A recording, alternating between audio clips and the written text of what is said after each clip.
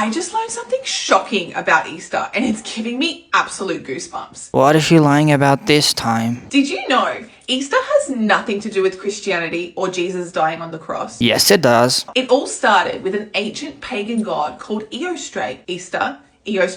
Similar, right? The name Easter has no real connection to the word Estra. That is just a surface-level phonetic coincidence in English.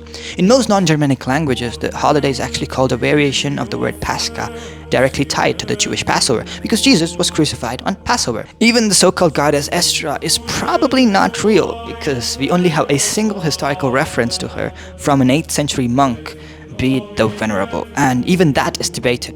Remember, Christians have been celebrating this from the beginning. Also, many scholars think that the word Easter simply comes from an old Germanic word for the spring season or month. So firstly, they used to sacrifice animals and even humans. They would then paint eggs in this blood from the sacrifice and hide them in fields in hopes that God would bless their land. Ugh. Also, if someone found one of these blood eggs, it would be seen as good luck. And this is where the Easter egg hunt comes from. Thirdly, you know the Easter Bunny? Rabbits are actually seen as the pagan fertility symbol because they reproduce so much. Crazy, right? Yeah, that's not true either. Remember, Christians fasted from meat for Lent.